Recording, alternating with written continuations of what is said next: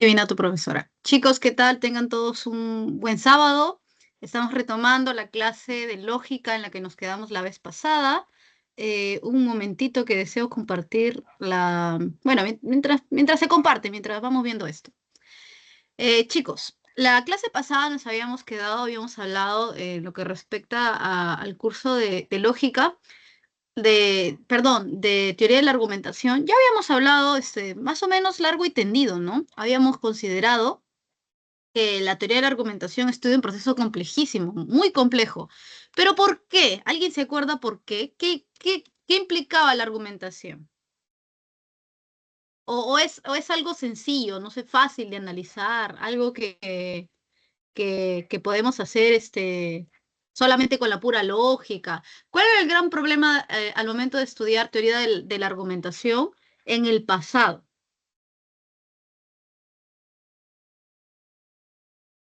Chicos, no me asusten, ¿ah? Un segundo, la opción de compartir. Ya. Chicos, vamos a hacer una recapitulación porque yo sé que tú sabes y tú sabes que yo sé que tú sabes, ¿no? Pero vamos a hacer una breve recapitulación. A ver, a ver. Habíamos estudiado en teoría de la argumentación ese proceso por el cual los seres humanos razonamos, ese proceso por el cual argumentamos. Los seres humanos, yo te había explicado que ante un determinado fenómeno no concluimos exactamente lo mismo, sino que cada uno de nosotros tiene su propia idea, su propia perspectiva, su propia comprensión. Claro, Alessandra decía, ¿no? Y al momento en que nosotros, muy bien, Alessandra, al momento en que nosotros argumentamos, o sea, razonamos, vemos algo y cada uno de nosotros llega a una conclusión distinta de ese algo. Nosotros tenemos, para realizar eso, para creer algo, para considerar algo, para concluir algo, tenemos que seguir un proceso. ¿Cómo así, profesora? Que ante el mismo fenómeno, por ejemplo, un accidente, no todos vamos a pensar exactamente lo mismo. Cada uno de nosotros va a tener su teoría acerca de por qué ocurrió este accidente. Bueno, esto nosotros lo realizamos todo el tiempo. De determinada cosa concluimos lo que a nosotros nos parece que debemos de concluir. Razonamos para al final pensar algo de una determinada situación, de un hecho, de una persona, de un acontecimiento. Ahora, la teoría de la argumentación justamente estudia ese proceso, estudia cómo los seres humanos concluimos o pensamos en algo después de haber razonado. Pero, ¿qué es lo que ocurre? Lo que yo te decía en la clase pasada, que como los seres humanos justamente razonamos de forma diferente y por ende cada uno de nosotros concluye una cosa diferente, entonces, ¿cómo hacemos? ¿Quién tiene, ha razonado mejor que los demás? Y ahí es donde entra la teoría de la argumentación en su aspecto lingüístico.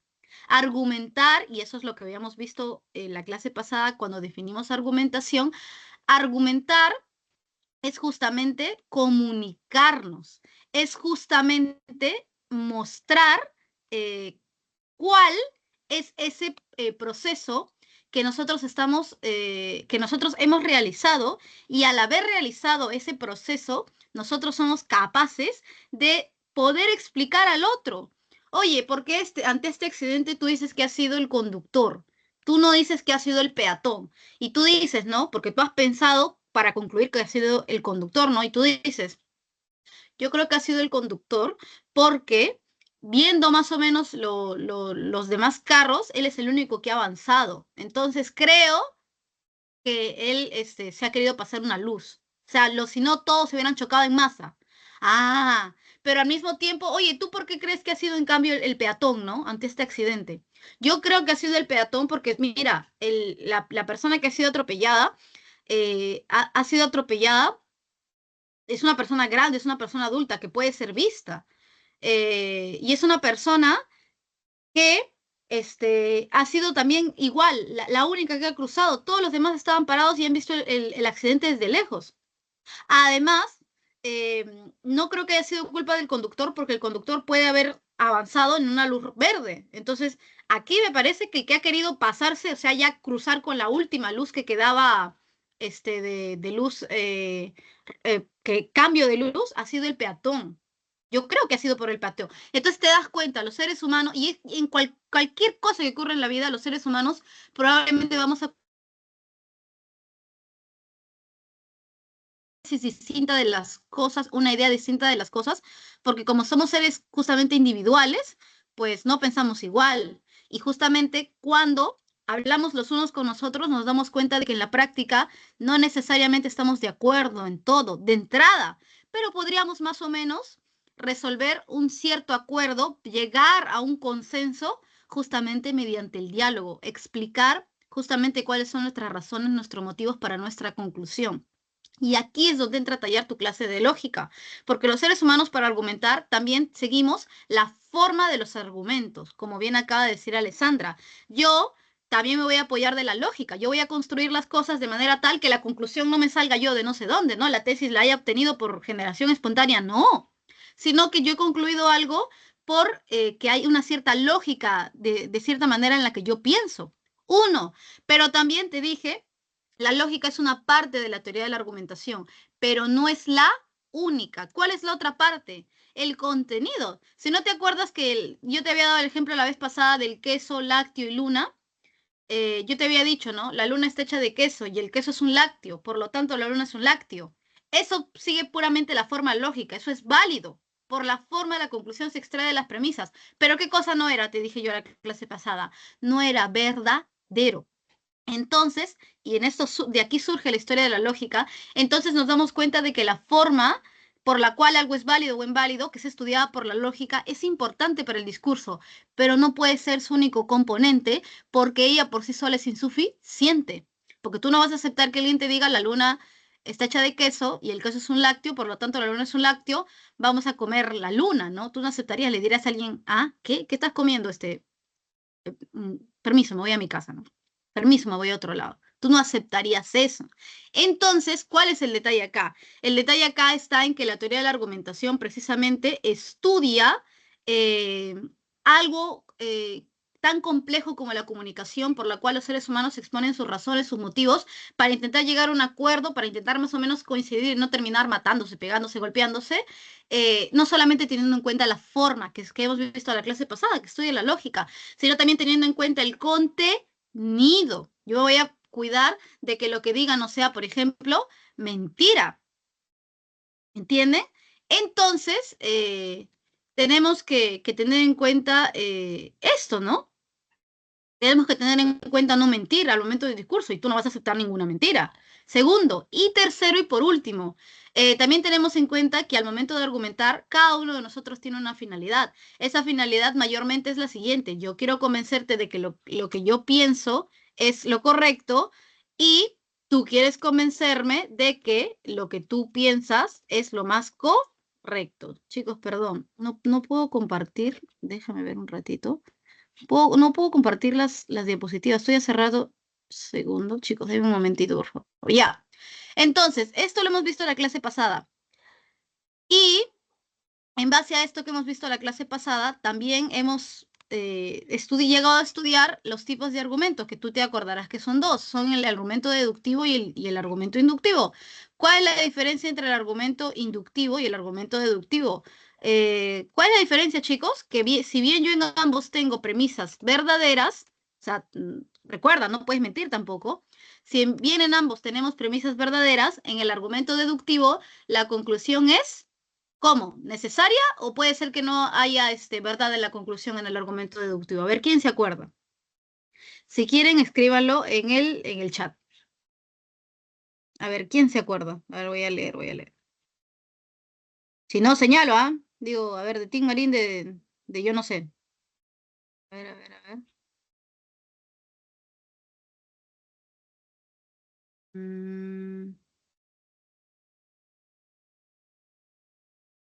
Chicos, lo me asusten. Claro, muy bien, Alex. Gracias, gracias.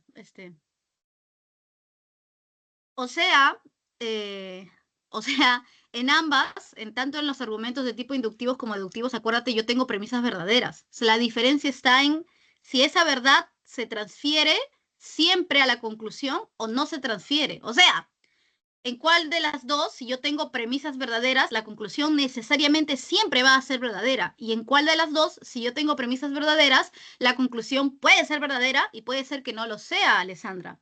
Entonces, Alex, ¿qué acaba de decir? Alex acaba de decir, bueno, en los argumentos deductivos la conclusión siempre es necesariamente verdadera. Si yo tengo premisas verdaderas en la deducción, al momento de hacer reducción, es imposible que mi conclusión sea falsa. O sea, siempre va a tener que ser verdadera.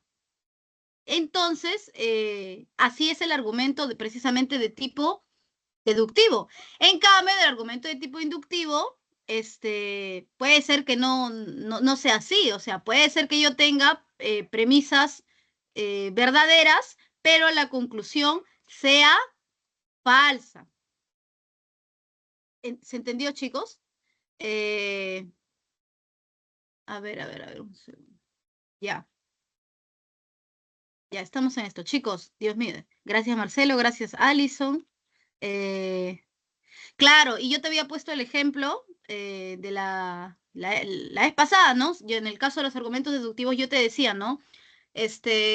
Todos los letrados son cultos. Y esto es verdadero. Yo te había dicho, ¿no? Culto en el sentido de que sabe algo de una o varias culturas, ¿no? En el sentido que es más inteligente, es un sabelotodo. Todas las personas que leen toda su vida, que les gusta leer, que les encanta estar leyendo, todos los letrados son cultos, sí. Algo sabrán de una o varias, culturas, ¿no? Al menos de una saben mucho. Entonces te decía, todos los letrados son cultos, María es letrada, por lo tanto María es culta, ¿no? Y yo le podía poner Juan. ¿Por qué? Porque yo te decía, el tip para que descubras un argumento deductivo es que el conjunto es verdadero. Porque yo te estoy dando una proposición universal. Te estoy diciendo todos los letrados son cultos. Por ende, mira, todos los letrados son cultos y es verdadero.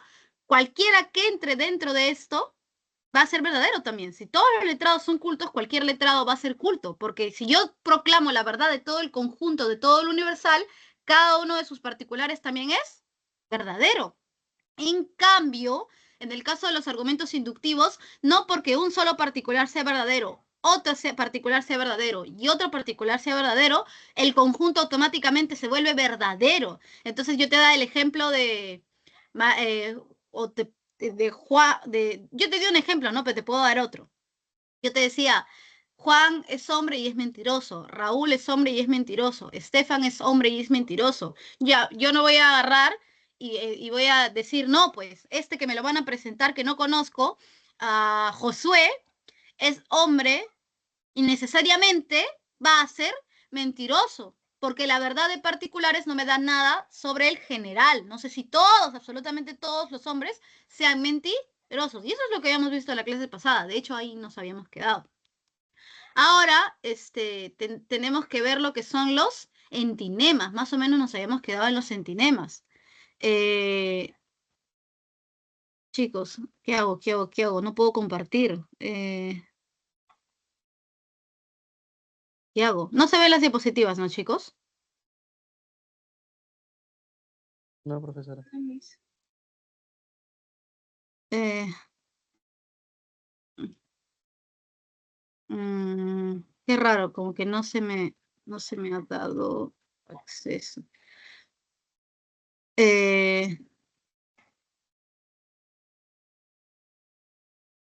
No puedo salir pues de la clase.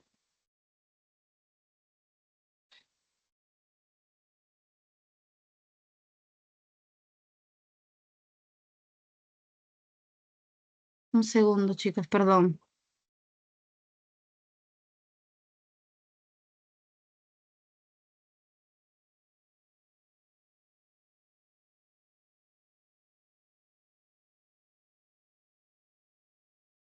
Un segundo, chicos. Un segundo, un segundo. ¿Qué pasa? ¿Qué pasa? A ver, control. ¿Dónde está acá? F.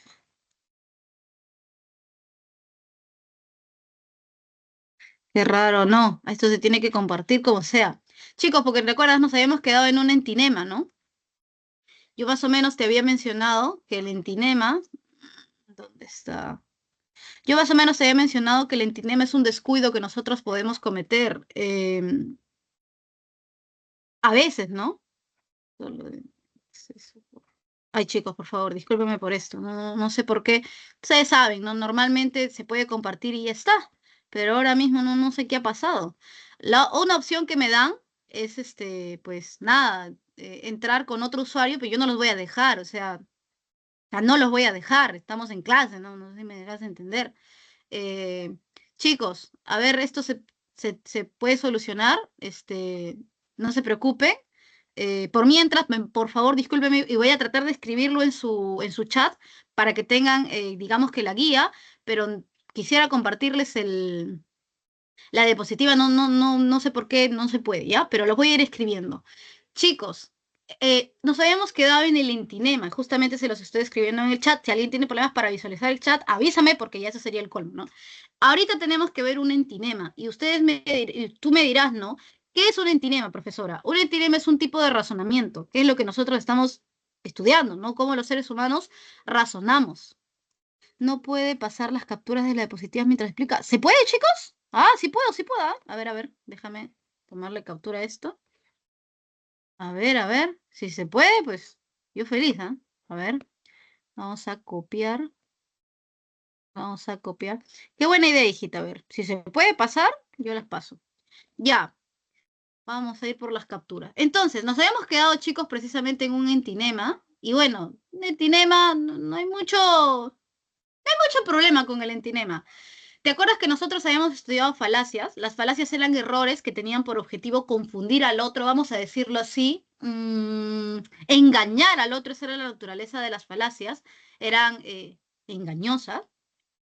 Ya, pero es diferente una falacia que un descuido. Ahí hay una diferencia. Cuando nosotros veíamos falacias en la clase de lógica, veíamos argumentos, entre comillas, con los cuales yo pretendía hacer pasar algo falso como algo verdadero, o sea, perdón, ahí está, chicos, he pasado la captura. Por favor, ábranla. Ahí está, qué buena solución, hija. Te agradezco mucho, hijo, te agradezco mucho, Marcelo. Ahí va un corazón ya. Perfecto. Por favor, chicos, ábranla, la diapositiva y obsérvenla. Eso es lo que estamos viendo ahorita, precisamente. Estamos viendo el entinema. Eh, ¿Qué es un entinema? Pues un entinema es un descuido, ¿ya? No es como la falacia, un error que se comete a propósito, no. En el caso de un entinema, yo voy a tener un razonamiento en el que yo, por descuido, omito algo, yo no digo algo, yo no completo todo. ¿Cómo así? Tú sabes que un razonamiento o un argumento también en el sentido lógico, pero no solo en el sentido lógico, acuérdate, cuando nosotros argumentamos como seres humanos, tenemos en cuenta la forma, la validez, pero también tenemos en cuenta el contenido, la verdad, y tenemos siempre alguna finalidad. Eso ya ha quedado claro. Tú no aceptas que te digan cualquier cosa solamente porque es válida. A ti también te gusta que te digan la verdad y a ti también te gusta que alguien no te hable por las puras, sino que trate de convencerte de algo y tú también siempre tratas de convencer a los otros de algo, ¿no? Ya, entonces, chicos, en el caso de un entinema, como todo argumento, todo razonamiento, ¿qué tendría que ir? Las premisas y la conclusión, ¿sí o no? Solamente que las premisas y la conclusión no se sacan solamente por forma, también se saca por contenido. Ya.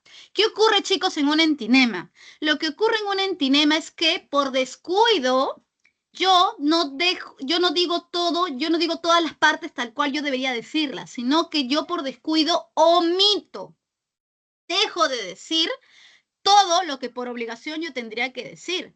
Y claro, ¿por qué cometemos ese tipo de descuido, chicos? Porque los seres humanos hay cosas que a veces consideramos tan obvias que no las decimos.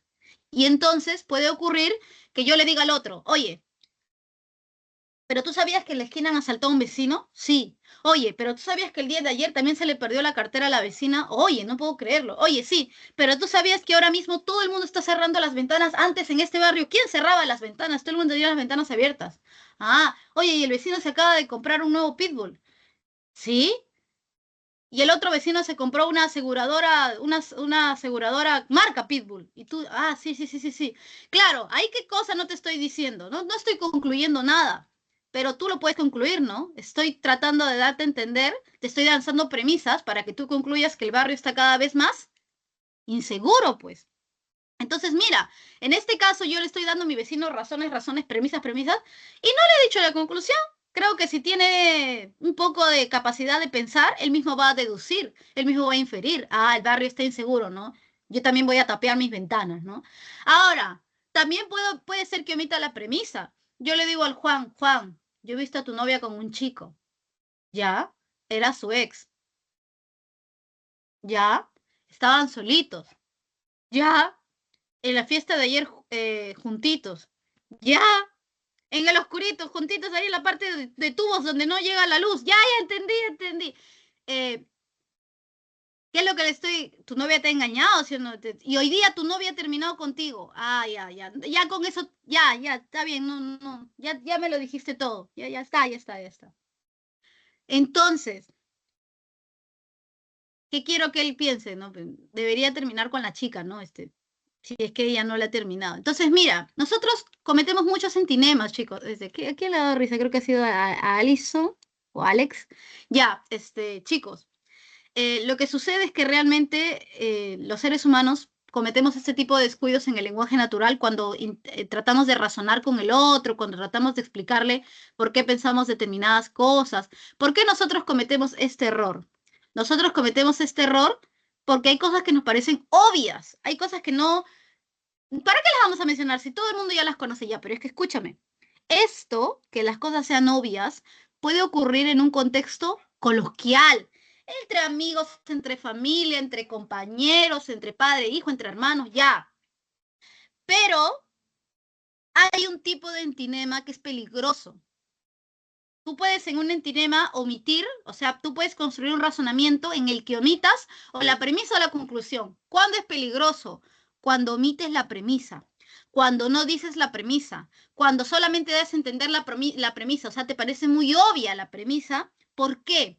Porque aquí es peligroso, porque por definición, en un argumento es la conclusión la que se sostiene de quiénes, de las premisas. Entonces, cuando tú hablas con alguien y tú no dices la premisa, estás en un problema, pues tú tienes que siempre, cuando en un contexto, bueno, en un contexto coloquial puede ser, pero mira, tú no puedes hacer esto en un contexto formal, en un contexto académico, en un contexto serio, vamos a decirlo así, no puedes hacer esto.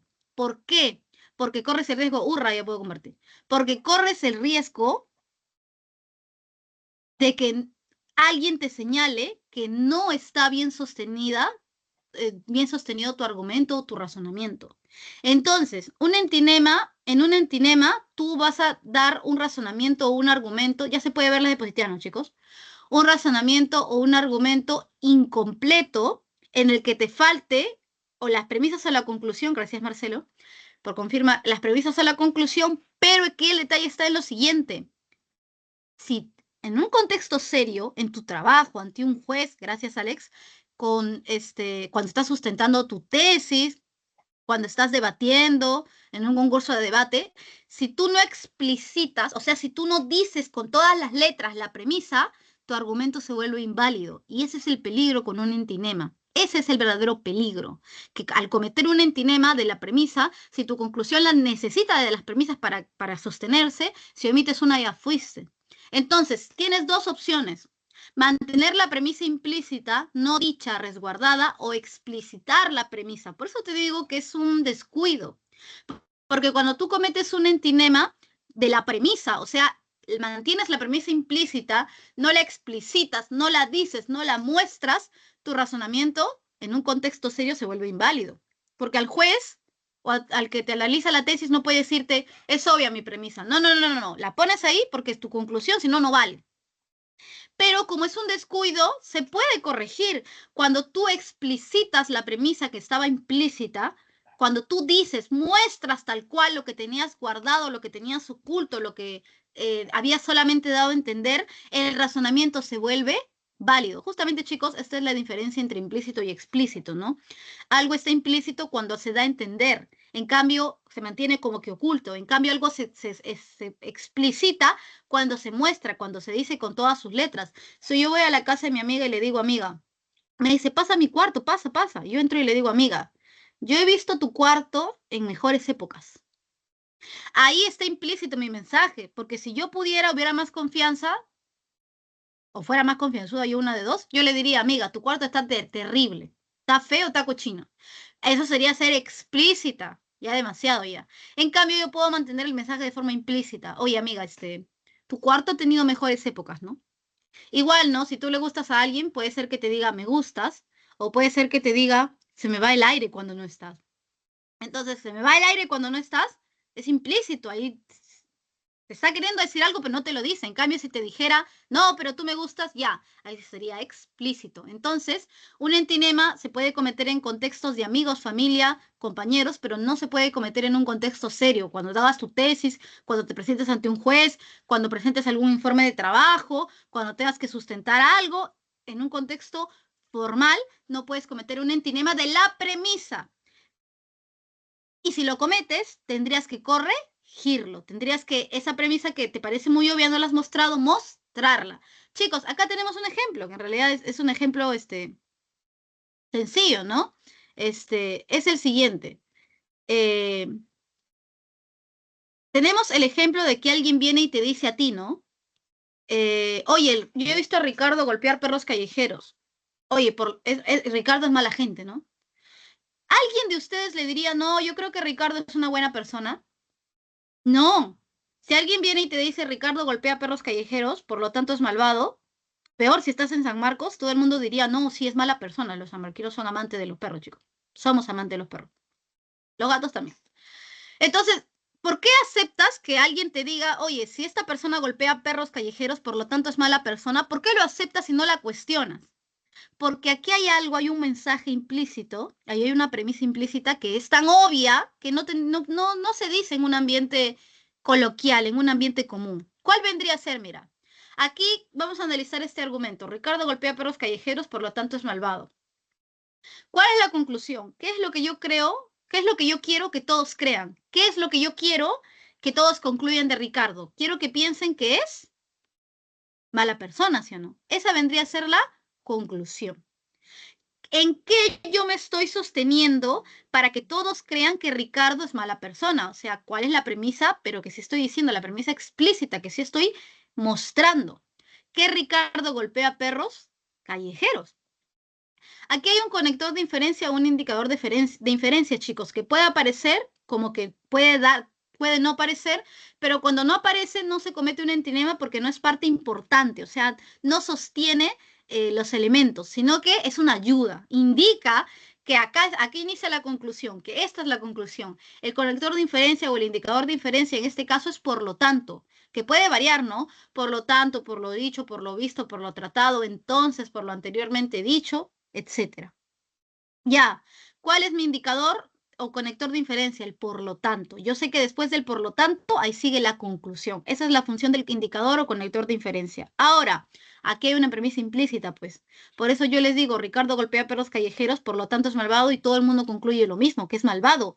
Y la premisa implícita es que todo aquel que golpea perros callejeros es malvado.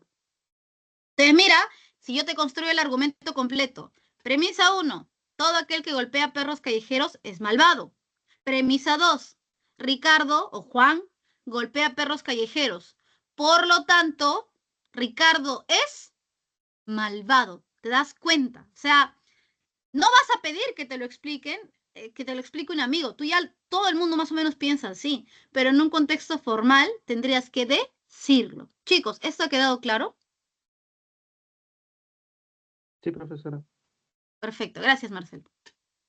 Claro, gracias, Aliso, tú vas a cometer esto en tu vida diaria, yo también lo he hecho y lo hacemos seguido porque hay cosas obvias, pero no hagas esto en un contexto serio. Te van a funar, ¿no? Te van a botar del grupo de debate si cometes este descuido, que puede y debe solucionarse, debes explicitar lo que está implícito. Nunca lo hagas en tu tesis, peor todavía. Ya. Ahora, profesora, entonces, básicamente, argumentar, que es lo que usted nos está diciendo, de la clase que trata el tema de pasado y de hoy, básicamente los seres humanos argumentamos cuando defendemos aquello en lo que creemos, o sea, defendemos nuestra propia tesis mediante una justificación racional. Claro, los seres humanos concluimos o tenemos nuestra propia forma de pensar, nuestra propia tesis de varias cosas, porque hemos pensado para eso, ya. Pero si hemos pensado para eso, entonces estamos en capacidad de expresárselo al otro, de decirle al otro por qué, cuáles son nuestros fundamentos racionales para aquella tesis que nosotros sostenemos. Y entonces eso va a tener partes, claro, para que tú puedas defender una tesis, aquello en lo que tú crees de cualquier cosa, mediante una justificación racional, tú vas a necesitar construirte una estructura. ¿Es una estructura parecida a la estructura lógica que hemos visto? O sea, ¿tiene premisas y conclusión? Sí, pero como estoy hablando de la teoría de argumentación, no teoría de la lógica, en la teoría de la argumentación no solamente entran a tallar las premisas y la conclusión por su pura forma, por su pura estructura, sino que yo también las voy a considerar por el contenido, por lo que digan. Tiene que decir algo del mundo y eso que digan del mundo tendría que ser verdadero y tendría que ser correcto. Y también por su finalidad, ¿no? Hay una finalidad al hablar. Entonces, para que tú puedas defender una tesis mediante una justificación racional, tú tienes que ser capaz de construir un argumento. Y un argumento es una estructura que tiene afirmaciones. Y esas afirmaciones tratan de demostrar justamente la tesis, lo que has planteado. ¿Y cuáles son las partes de este argumento? Tú ya las conoces. Premisas, inferencia y conclusión. En este caso, la conclusión es aquello que yo quiero demostrar, aquello que yo quiero defender, aquello hacia lo cual todos mis esfuerzos van a apuntar. Si yo lanzo cualquier premisa es porque yo quiero defender la conclusión. Ese es mi objetivo. La conclusión se apoya de las premisas. Y justamente, ¿qué es la premisa? La premisa es aquello que yo digo, que yo muestro, porque yo estoy intentando sostener lo mejor que pueda la conclusión. Claro, pues las premisas tienen que afirmar a favor de la conclusión, ni modo que afirmen en contra, ¿no? No te vas a dar un balazo en el pie. Entonces, la función de las premisas es tratar de sostener, tratar de darle una base firme para que se asiente la conclusión, demostrar, afirmar en favor de la conclusión. Y el conector de inferencia o el indicador de inferencia es el que te dice, oye, acá inicia la conclusión. De todas las premisas, esta conclusión se sigue de las premisas. Aquí está, aquí se muestra. Y el conector de inferencia o el indicador de inferencia puede aparecer explícitamente, por lo tanto, por lo dicho, por lo visto, o como en el ejemplo que tú tienes justamente tu balotario de defensa de una tesis mediante una justificación racional, en esta parte tú tienes un argumento ahí que creo que trata acerca del aborto, en el cual la primera frase es la conclusión. Pueden ir desordenadas. Tú las reconoces por su función. Tú sabes que la conclusión es lo que se trata de demostrar, por su función nada más. La conclusión es lo que se intenta probar, lo que se intenta sostener, lo que se intenta defender. Y tú sabes que las premisas por su función, o sea, lo que hacen dentro de tu argumento, las premisas es justamente decir todo lo que puedan decir en favor de la conclusión. Y ahí en tu ejemplo no hay un conector de inferencia o un indicador de inferencia, porque puede ser que haya o puede ser que no. ¿Cómo reconoces las premisas y la conclusión? Por la función que están desempeñando en el texto, en el argumento, en el discurso. Ahora, justamente, por una serie de varios argumentos, premisas, conclusiones, premisas, conclusiones, premisas, conclusiones, tú en toda una discusión, lanzando varios argumentos, vas a poder defender aquello en lo que tú crees. Se supone, chicos, que mediante razón, ¿ah? Acá no es lo que me gustaría, lo que quisiera, lo que me parece, lo que anhelo, no. Cuando hablamos de razón, los seres humanos nos tenemos que entender en base a la razón. Por eso la frase es, hablando se entiende la gente. No es hablando se emociona la gente, no. Hablando se entiende la gente. Detrás está la razón. Profesora, perfecto, hermoso, entonces ya entendí. Básicamente la teoría de la argumentación estudia un proceso tan humano. Los seres humanos tratamos de resolver diferencias de opiniones, llegar a un acuerdo, tratando de persuadir al otro de que mi tesis está mejor sostenida en mejores razonamientos, en mejores argumentos. Por ende, la pregunta es quién presenta los mejores argumentos, ¿no? Para eso, tenemos que tener en cuenta no solamente la parte lógica, que es la clásica, sino la parte de la verdad, la parte dialéctico-filosófica. Tenemos que procurar perseguir o decir la verdad y tenemos que tener en cuenta cómo convencemos al otro, ¿no? El enfoque retórico es algo que ha ocurrido desde los inicios de la historia de la humanidad, ha definido culturas, ha cambiado naciones, ha evitado que la gente se mate innecesariamente. También sabemos, profesora, que de los dos tipos de argumentos que podemos presentar por su forma, son los deductivos o inductivos, y en el caso de los deductivos, estos son los que yo voy a tratar de construir siempre, porque estos son más fiables, porque si yo presento las premisas, la conclusión siempre va a ser verdadera. En cambio, en el inductivo, si yo presento las premisas, corro el riesgo de que la conclusión, así como puede ser verdadera, sea falsa, ¿no? La verdad de las premisas no se transfiere con carácter de necesidad. Entonces, yo sé que no debo cometer un descuido como es el entinema, y si lo cometo, sobre todo el entinema de la premisa, que es un horror, yo tengo que corregirlo. Y también sé en qué consiste este proceso en sumo, ¿no? A lo sumo. Ya, entonces estoy listo para debatir, ya. Chicos, cuando los seres humanos justamente discutimos, dialogamos, argumentamos mutuamente, tenemos que tener en cuenta lo siguiente. Si yo defiendo mi tesis mediante mi justificación racional, y si tú defiendes tu tesis mediante tu justificación racional, y si otra persona defiende su tesis mediante su justificación racional, la pregunta es ¿cómo nos ponemos de acuerdo entonces? ¿Cómo hacemos? Aquí entra el siguiente detalle. Mayormente no estamos en desacuerdo en ideas tan contrarias los seres humanos. Mayormente hay 1 o 2 puntos en los que coincidimos y por ahí nos podemos agarrar. Pero ¿qué pasa, por ejemplo, si tú quieres argumentar ya en un contexto en el cual tú opines una cosa completamente distinta a la otra, al otro, o aunque más o menos estén de acuerdo, hay una cosa sobre la que no se quieren decidir? ¿Qué pasa cuando es un poquitito más difícil ponernos de acuerdo? ¿Qué sucede en este tipo de casos? Ya, precisamente cuando los seres humanos logramos ser capaces de estar ante la necesidad de demostrar nuestros argumentos con otra persona en la que quiere mostrar otros argumentos, y por ahí no nos ponemos de acuerdo tan fácilmente, acá tenemos las siguientes posibilidades.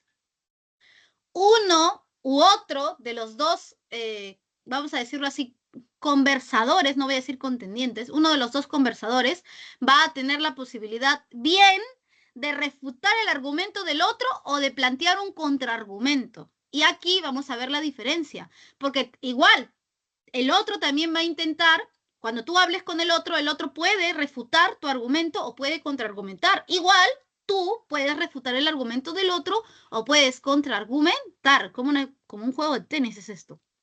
Entonces, profesora, yo ya tengo todas las bases que usted me ha enseñado. Yo ya sé que tengo que buscar los argumentos deductivos, yo ya sé que tengo que fijarme en la forma que sea válido, pero también del contenido que sea verdadero, y también tengo un fin, el fin pragmático es convencer al otro. Yo ya, profesora, ya sé, ya. Y entonces, ¿cómo haces? Estás empezando a argumentar con el otro, y entonces uno de los dos tiene que sostener mejor sus argumentos.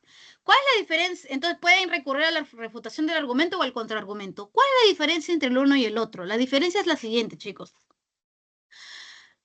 Tú refutas el argumento del otro cuando el otro ha cometido precisamente un error, pues. Ese es el detalle. Refutar el argumento consiste en que tú detectas que el otro no ha hecho bien su argumento, y como su argumento no está bien hecho, ¿tú contra qué vas a discutir? Si el otro no puedes pasarle al otro que te diga un argumento mal hecho, que cometa un error. No te estoy hablando de un descuido como un entinema, te estoy hablando de falacias. Se refuta el argumento cuando se detecta una falacia. Puede ser una falacia de atingencia, que son aquellas en las que la conclusión no se deduce de las premisas, sino que se fuerza por algún otro factor, ya lo hemos visto. O puede ser una falacia de ambigüedad. El otro está variando sutilmente un término, o está variando el sentido mediante la sintaxis, o está variando la enfatización de una palabra. Una de estas. Pero cuando tú detectas que el otro ha cometido un error, tú lo que haces es señalarle, oye, estás cometiendo un error, te corriges o tu argumento no vale.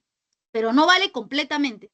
Tendrías que decir otro. Si no, yo para qué, yo te voy a decir pero ¿a qué? Si tú estás cometiendo un error. Eso es refutar el argumento. Se refuta el argumento del otro.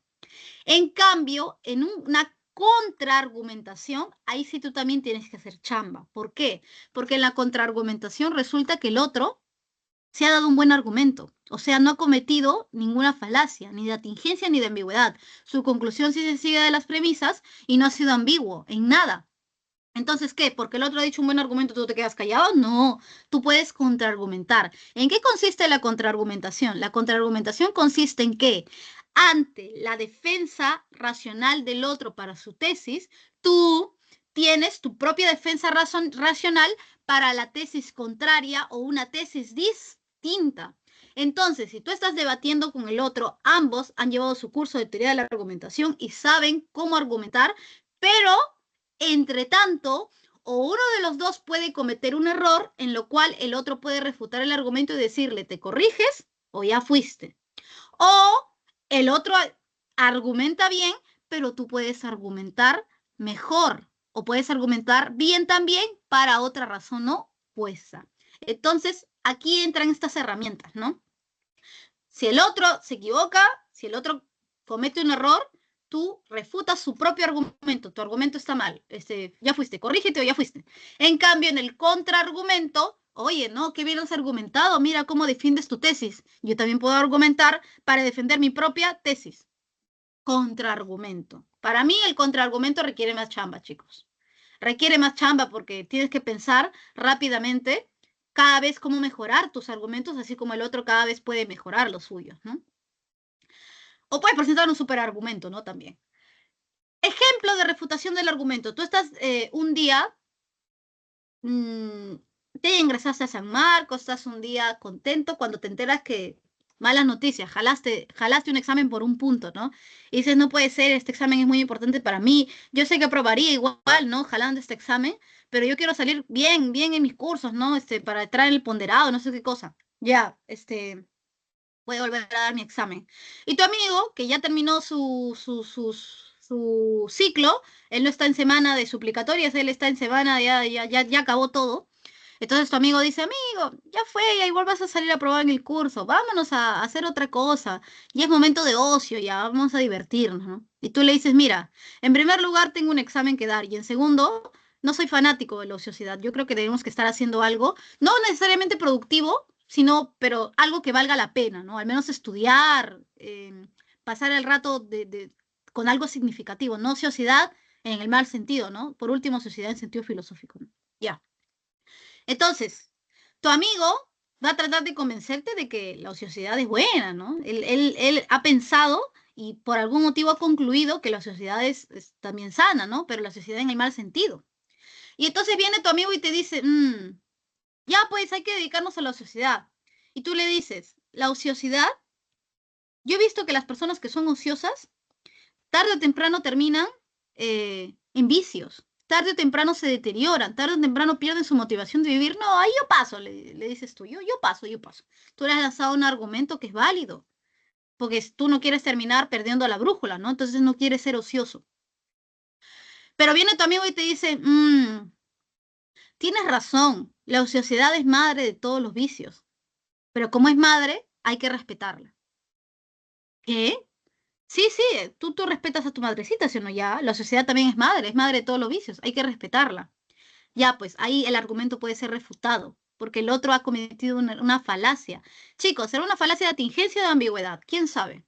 No me digas de qué tipo de falacia de atingencia o qué tipo de ambigüedad es.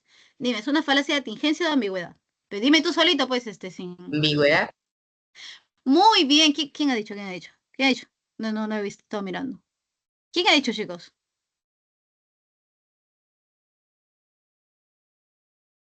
No me dicen, esquivos.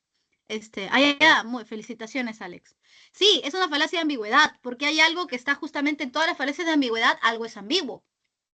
En la falacia de énfasis, lo que es ambigua es la pronunciación, se enfatiza inadecuadamente algo. A propósito, todo el sentido de una oración puede cambiar dependiendo de cómo enfatices, ¿ah? Entonces, pero no es una falacia de énfasis. En una falacia de anfibología, la sintaxis está mal construida de forma tal que tú no sabes cuáles son los pies y cuál es la cabeza del argumento, del razonamiento. En este caso, tampoco se ha cometido una falacia de anfibología porque tú sabes cuáles son las ideas. O sea, la sintaxis no está hecho un chamullo. En este caso es una falacia de equívoco. De ambigüedad de equívoco, porque la ambigüedad de equívoco lo que cambia es la significación de una palabra, mayormente es de una palabra. En este caso, la palabra madre se está usando en dos sentidos, porque cuando yo te digo la ociosidad es madre de todos los vicios, lo que te estoy diciendo es que la ociosidad es origen, es fuente, es principio de todos los vicios, y de hecho puedo cambiarlo, puedo usar ese sinónimo.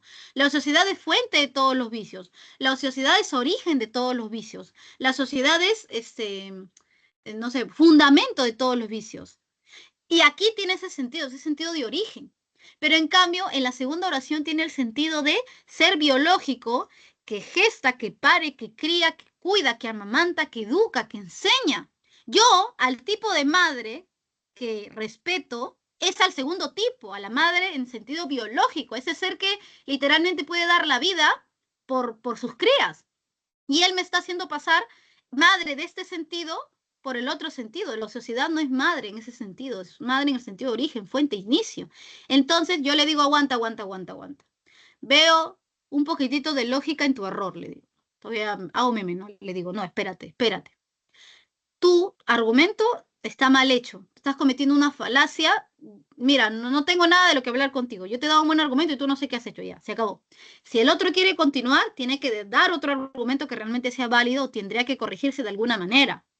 Pero por el momento yo me quedo tranquilo. Ya está. Su argumento es incorrecto. No hay nada en el fondo que sostenga lo que él dice. En cambio, en una refutación de argumento, esa es en una refutación de argumento. En cambio, en un argumento, porque yo contraargumento, porque yo muestro otro argumento contra el argumento que se me acaba de lanzar. Entonces, en la contraargumentación, ahí sí se viene chamba, pues, porque como yo no detecto errores en el otro, eso quiere decir que ha dado unas buenas argumentos para defender su tesis. Ya, pues, pero yo también puedo hacer lo mismo. Ese es el punto en la contraargumentación. Así como él se ha esforzado y ha logrado un buen argumento, yo también me puedo esforzar y puedo lograr un buen argumento. Yo también pienso, ¿no? Entonces, mi amigo ya se rinde con lo de la ociosidad, pero sabe que a mí antes me gustaban los videojuegos. Y entonces mi amigo me dice, oye, pero los videojuegos son positivos, no son cualquier tipo de ociosidad. Los videojuegos pueden ser un buen ocio, ese tipo de ocio bueno.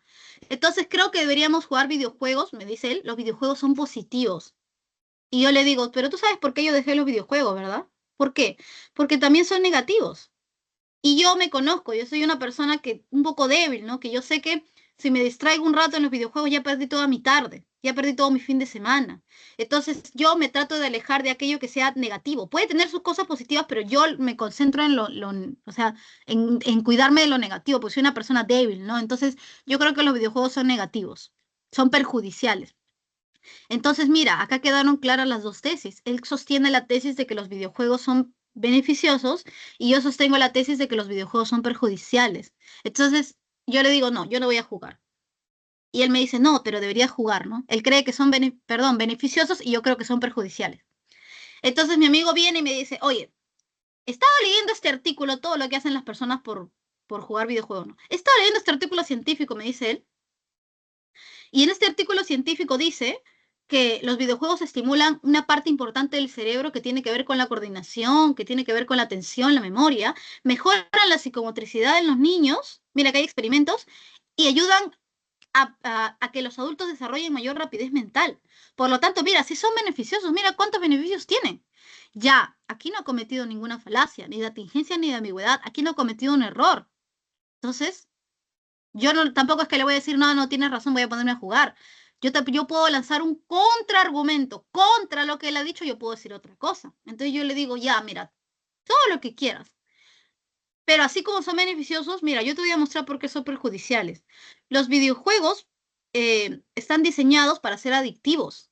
Como toda forma de ocio, bueno o malo, genera adicción y la adicción en sí es mala.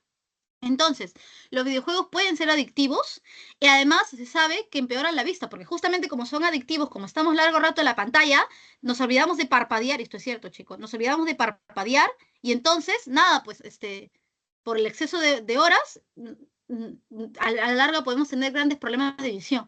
Por lo tanto, son perjudiciales. Y claro, el contraargumento es más chévere, ¿no? Porque el otro me puede decir, sí, pero esto no es culpa de los videojuegos, esto tiene que ver con el cuidado de los padres, ¿no? Que deberían estar atentos. Y tú le puedes decir, sí, pero no puedes exculpar de esto a grandes compañías que saben que son adictivos y aún así los dejan con padres que no tienen tiempo, pues por eso es que los dejan frente a la pantalla y entonces deberían ayudar en este sentido, deberían tener una cantidad de horas límite y así se pueden ir hasta un largo rato, porque esa es la gracia de la contraargumentación, que genera mucha más dinamicidad, ¿no? Al final, alguien tiene que decir más sustento para su tesis y el otro, pues a la larga se puede quedar, ¿no? Sin estos o pueden no llegar a tener tanto peso. La contraargumentación es mucho más dinámica. En cambio, en la refutación de argumento, tú pones una pared y el otro se impacta, ¿no? Le dices, no, de acá no pasas. En cambio, en el contraargumento, los dos van saltando la pared. Más chévere el contraargumento. Ahora, Profesora, pero si esto es argumentar, si yo tengo que tener tantas cosas en cuenta para la argumentación, me pregunto cómo será la argumentación en uno de los campos más logrados del conocimiento humano. ¿Cómo tendrá que argumentar un científico, profesora? Ah, esta es una pregunta muy interesante. De hecho, la ciencia tiene sus propias reglitas, sus propias peticiones para todo aquel que quiera argumentar dentro de ella. ¿Cuáles son estas reglas que debe seguir la argumentación dentro de la investigación en ciencia, la investigación científica?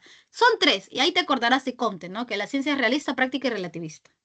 Primero, cuando yo presento argumentos dentro del campo de la investigación científica, yo tengo que asegurarme de decir la verdad en el sentido empírico, que algo se pueda ver, tocar, medir, pesar. O sea, en cristiano, todo lo que diga el científico debe estar basado en evidencia empírica.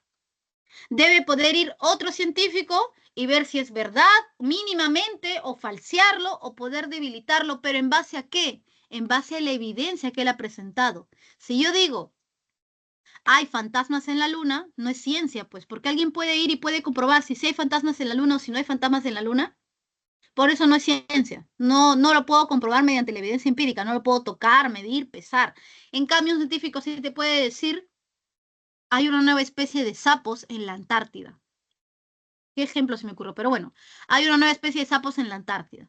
Entonces, esto se basa en la evidencia empírica, porque él tendría que haber visto de los sapos. O por último, si él está mintiendo, pues va alguien a la Antártida y comprueba si están o no están los sapos. Entonces, primer requisito para la argumentación en la investigación científica, debe estar respaldado en la evidencia empírica. Acuérdate de Comte. La ciencia es realista. Segundo, oye, ¿te acuerdas que Comte decía que la ciencia es práctica? Segundo, cuando tú argumentes dentro de la investigación científica, lo que tú digas, acerca de lo que tú hables, tú debes decirlo de forma tal que ayudes a entender, a explicar fenómenos tanto naturales como sociales. Entonces, el científico, cuando argumente, debe de intentar ayudar a la humanidad a que entienda mejor determinados fenómenos, determinadas cosas que ocurren en el mundo, sea en el mundo natural, física, química, biología, como en el mundo social, psicología, política, no sé, pues ciencias de la comunicación. Y tercero, la ciencia es relativista, ¿te acuerdas que decía Comte? Es relativa en este caso es relativa a lo que diga la comunidad científica. Tercero, un científico no solamente debe de cuidarse de que lo que diga se respalde en la realidad empírica, en la evidencia empírica, o sea, un científico no debe mentir.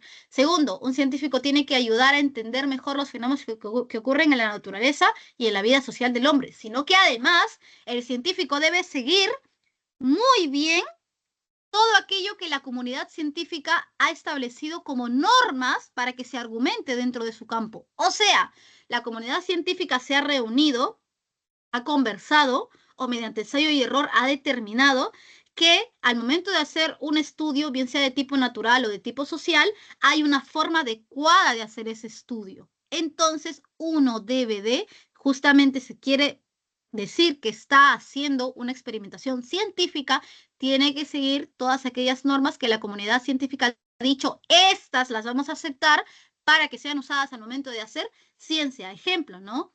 Si la comunidad científica dice que para hacer experimentos químicos se debe de tener muestras del elemento químico en una pipeta, no se la debe hacer en el piso, entonces tú, al momento de hacer investigación científica, vas a hacerlo en tu pipeta. Y de hecho no lo dicen por algo, puedes contaminar de otros elementos si la pones en el piso. En cambio, en una pipeta esterilizada, por algo la comunidad científica te dice, hazlo ahí.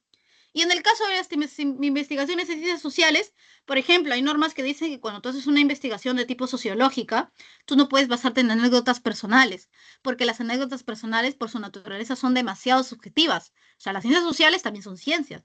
Entonces, la comunidad científica dice, cuando hagas un estudio de tipo sociológico, por favor, haz un muestreo aleatorio, o sea, sé lo más objetivo que puedas, no dejes que se involucren factores que no son propiamente del fenómeno, expectativas, ideas, fantasías, no, sino hechos que hayan sido pasados por la subjetividad, pero sean hechos al fin y al cabo. Ejemplo, plantéales encuestas anónimas a varias personas, porque esa es una mejor forma de determinar que lo que están diciendo tiene un cierto tipo de sustento objetivo. Tú no conoces a las personas, tú les has hecho encuestas objetivas, en este caso para una ciencia social, ¿no?